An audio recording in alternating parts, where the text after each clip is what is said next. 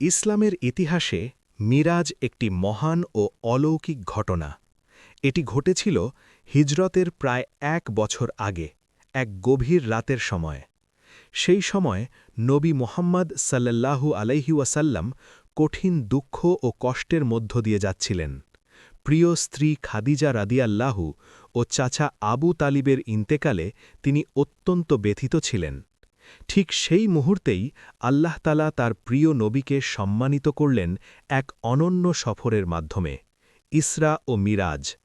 এক রাতে আল্লাহর আদেশে ফেরেশতা জিব্রাইল আলাইহি নবী মুহাম্মদ সাল্লাল্লাহু আলাইহি ওয়াসাল্লামের কাছে উপস্থিত হলেন। তিনি নবীকে বোরাক নামক এক বিশেষ বাহনে বসিয়ে মক্কা থেকে বাইতুল মুকাদ্দাসে নিয়ে গেলেন। এই সফরকে বলা হয় ইসরা। বাইতুল মুকাদ্দাসে পৌঁছে নবী মুহাম্মদ সাল্লাল্লাহু আলাইহি ওয়াসাল্লাম সকল নবীদের ইমামতি করে নামাজ আদায় করেন। এতে প্রমাণিত হয় তিনিই সকল নবীদের নেতা। এরপর শুরু হয় মিরাজ, আসমানের দিকে ঊর্ধ্বগমন।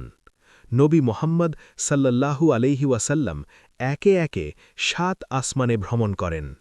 প্রতিটি আসমানে তিনি বিভিন্ন নবীর সঙ্গে সাক্ষাৎ করেন।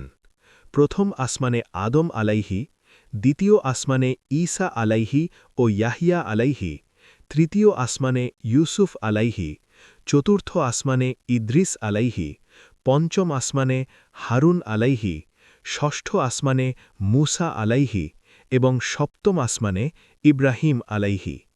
এরপর নবী মুহাম্মদ সাল্লাল্লাহু আলাইহি ওয়াসাল্লাম পৌঁছালেন সিদরাতুল মুনতাহা পর্যন্ত, যেখানে কোনো সৃষ্টির যাওয়ার অনুমতি নেই।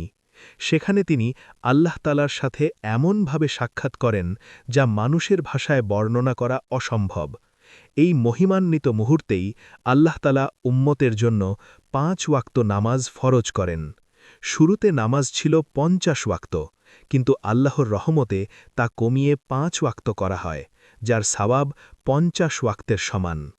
এই মহান সফরের মাধ্যমে আল্লাহ তাআলা নবী মুহাম্মদ সাল্লাল্লাহু আলাইহি ওয়াসাল্লামকে বিশেষ সম্মান দান করেন এবং মুসলমানদের জন্য নামাজকে উপহার হিসেবে দেন।